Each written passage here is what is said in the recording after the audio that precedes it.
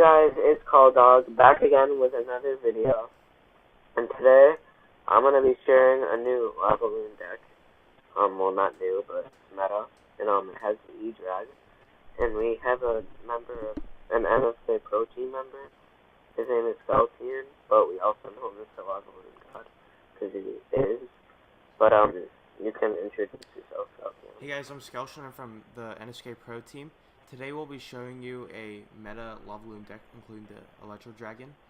There are many substitutes for this deck, as for example, you can have Electro Dragon for minions. You can definitely exchange the guards out for Lumberjack, Valkyrie, Rascals, or Goblin Gang, or even the Skeleton Army if you're in their lower arenas. If you're not really comfortable with using the Mega Minion, you can definitely change out it with Inferno Dragon. I've definitely seen some variants with the Flying Machine, also really cool.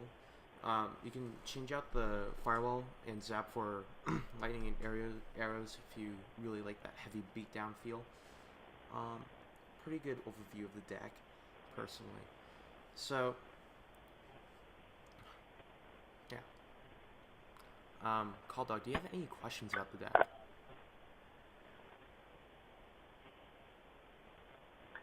Well, I was thinking, since it's kind of a heavier deck, and I'm not the type of guy to play heavy decks, I guess. Can we start with the bridge family first? Yeah, sure, definitely. Alright. Yep. I'm ready whenever you are, so. Alright, so is this a bad, average, or good starting? I mean, it could use some work. I would prefer to have the Tombstone, and you never really want to make the starting play. Usually more defensive cards is the better, and with the Lava Hound in the 5th spot in the cycle. Usually, my opinion, my favorite preference. So, one of the key things you have to deal with here is dealing with heavy punish whenever you play Lava. So he goes in pretty heavy with the punish. Yeah. So how are you gonna respond? Maybe do some light defense, and then definitely try to counter push heavy on offense.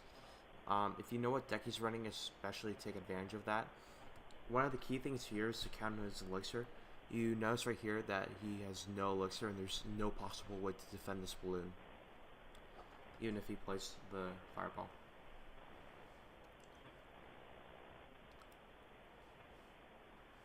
So that's basically, if you can count, you can basically get a nice understanding of how to play this game. Elixir, one of the key features of this deck. Yeah, so basically tower trade and even elixir. Yeah. At this point. Well, yeah, very good benefits. So, when do you typically want to start a lava? Basically, whenever you have 10 elixir. Oh. Dude, there's so much delay in our call. It's not even funny. So, whenever you play Lava Hound, just try to get at least one defensive card in hand, like Tombstone or Guards, especially against bridge spam. This was actually a mistake on his part, not playing the Zappies first, because I can just zap it away. And now he has no defense. I don't know why he's so surprised. He should have probably played Inferno and then Zappies, and find a faster way to take care of that Electro Dragon. So that's basic. It's also counting cycle and knowing the right move to play. Yeah. So against bridge spam, are you just gonna kind of let them punish and then build up a big push? You see, that's one of the difficult things against bridge spams, because you don't want them to punish too much. If you let them punish too much, there are scenarios where you get 3 crowned, and that's actually a pretty 50-50 shot. But, you know, in this case right here, we're sort of dominating. We're not letting him get too much damage, but to cause too much problems. But this is how we take the game here. Yeah. So, We could look at that giant Three Musketeer deck, which would be very valuable for us. We could definitely look at that. One of the hardest counters with the Minion Horde, Bats, Three Musketeers, and the beatdown feel in general. Yeah. Alright, so next... Oh, yeah. Super. So, I'm ready to go whenever you are.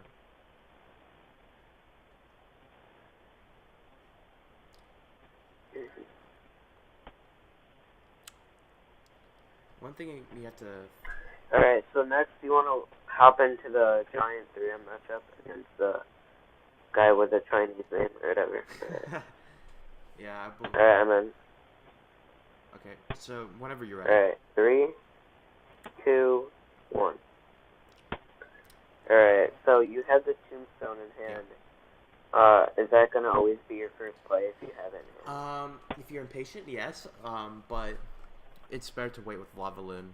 Definitely always better to wait for the opponent to make the first move. Obviously you don't know what he's playing yet, but are you just going to wait for him? Yeah. Okay. Except I don't in this match because I was impatient. Yeah. And it looks like he goes in the Goblin. So, I didn't really have a play, so I played Lava Hound. So he can't really punish, but... Well, he is going to punish with the Bell. Oh, duh. I didn't realize he had the Batarang in hand. I didn't see the Batarang, but anyways. So, it's okay to spend on defense if you're going to get value off of the push. You're okay with taking damage for this type of deck, of course. You know, you could almost play it like Splash Yard, defend and counter attack.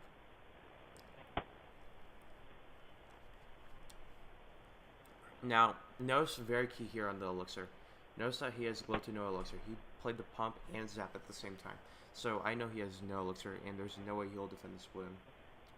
And that can, and small things like that can definitely win you the game. So you take an early tower. Wow. I'm sorry, you cut out. What did you say? Get the switches. An added bonus. Yeah. Definitely. I can't really hear you. Yeah. But well,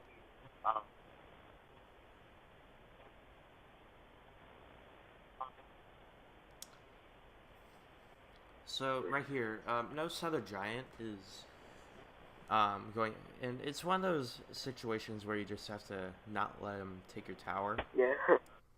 And I would have definitely gone in the pocket until he put the 3 out, which was a good play. But now I can get Fireball and get value.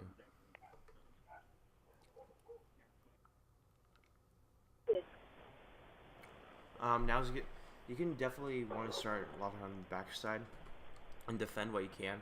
You're okay with defending now because you still have time to play the Balloon. And you never really want to play Balloon in single unless special reasons call for, like they make a small mistake on overcommitting or they're just out of cycle in general. Now when they see the Three Musketeers grouped up, please Fireball Zaps. Like they did there, to just try and defend your Lava Hound. Yeah. Now look at this beautiful tombstone placement. It gives us tons of value, and we don't have to deal with such a heavy push. Guards are always a good answer to Bow Ram. If the tower is locked onto the guards, it'll shut it down, but the giant was unfortunately in the way. Now, Lava Hound in the pocket is an interesting play, but you can see right here is if you can predict the Three Musketeers, you'll definitely be in a wing position. And always, if you know what deck they're running, predict Fireball. It's such a great idea. So anything, or anyways, what were you saying about your channel? So that's how you take the game. I would like to look at the Mortar match against, I believe it was, what's it called? Yes, Pablo. So definitely hard counter. got Minion Horde, you got Fireball. It's Alright, so next I'm gonna I was thinking thinking of Mortar. watching against Mortar Base because that's one of the best free-to-play decks right now. Definitely a strong deck. Really. Yeah. So against Pablo. Take key notes on this. I'm Yeah, ready whenever you are. Yeah. Yeah. 3, 2. Oh, I didn't. Here, can you restart? Yeah. That's fine. There you go. So.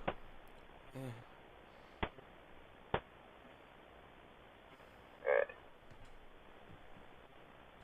Are you gonna Lava Hunt in the back? Yeah. Or, yeah. It's just a little match so far. I know what he's running because the first 2 cards are usually dead giveaway, especially in this meta. The reason I didn't play Mega Minion there is because I knew how vulnerable it was, and especially for the this early beginning in the of this match, well, just for the basics, what's gonna be your main counter to Mortar as he plays it? My main counter to Mortar is guards and Tombstone to distract. Alright, your main counter to Mortar. Yeah. So my main counters to Mortar are guards and Tombstone to distract, and Mega Minion to kill the Mortar. Use Balloon as a last resort, because if you use Balloon, it takes away your win condition, and it's negative elixir trade. Alright. Makes sense.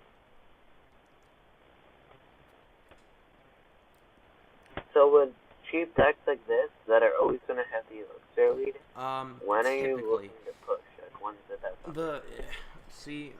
The only chance you have is in exchange for elixir.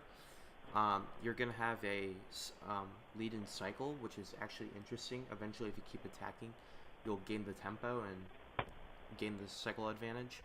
And eventually, over time, you may get an elixir lead if you play it right. So you're always trying to, at least put some pressure. Yeah, definitely. No matter what the opportunity is. You don't really want to take a lot of damage against this deck. So it's definitely a one-time situation. A lot at this point, but unless they're absolute trash. But this guy's actually really well played. Tombstone to distract, and exactly the combination we've discussed before. We're going to take out that Mortar fairly easy. We're going to go with the Electric Dragon. Now, here's the thing I love about the Electric Dragon. It's the Zap and Electric Dragon combo. It takes out all minions, goblins, and so it's definitely nasty low cards you have. A more,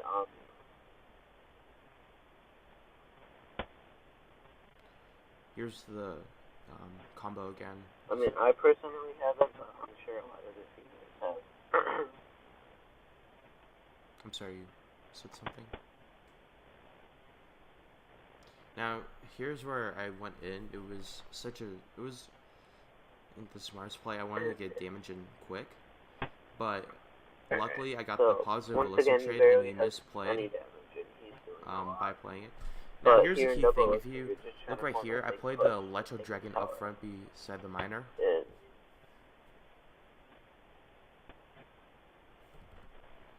Now, this is where we really have to get some damage in.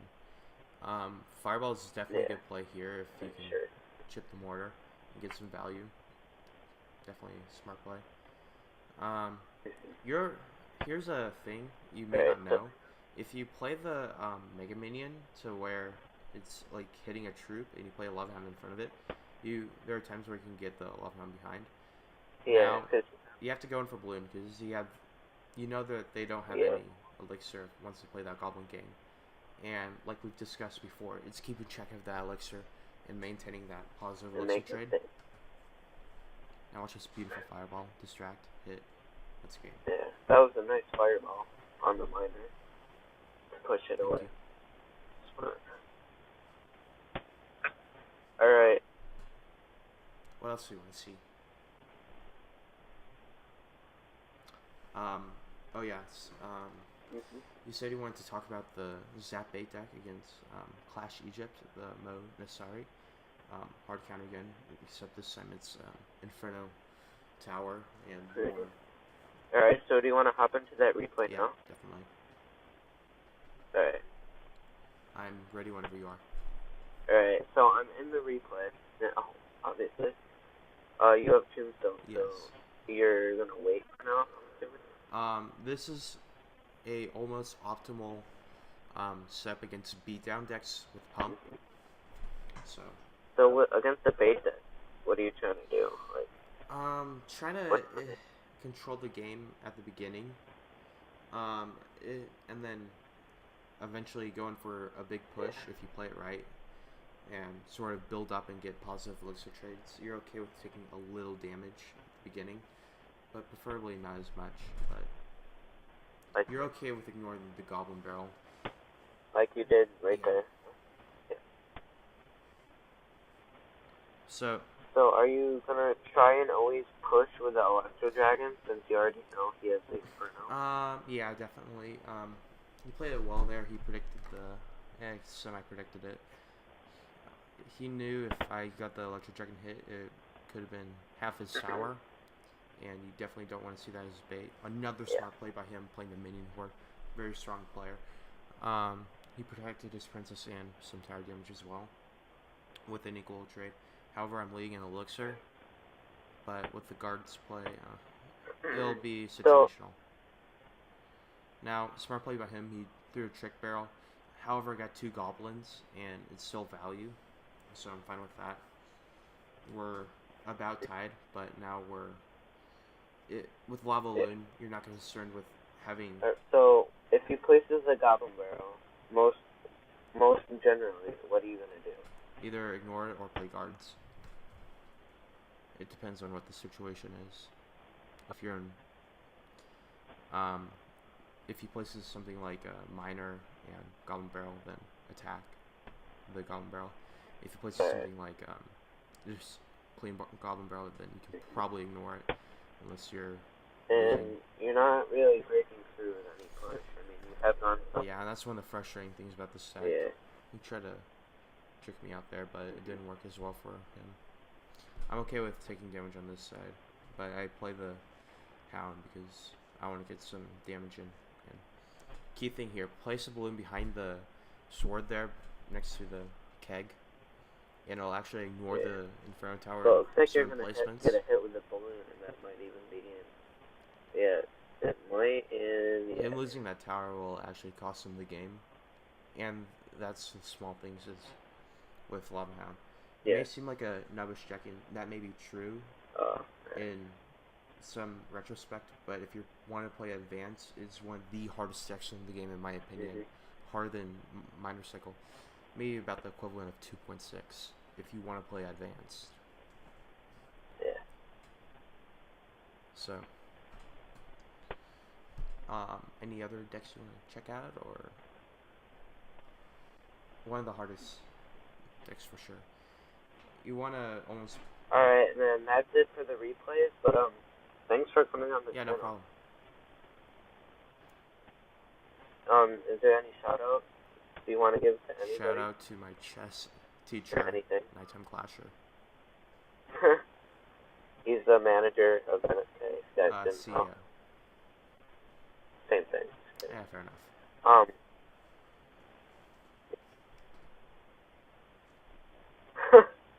Alright, guys, thanks for watching. I hope to see you guys in the next video. Goodbye.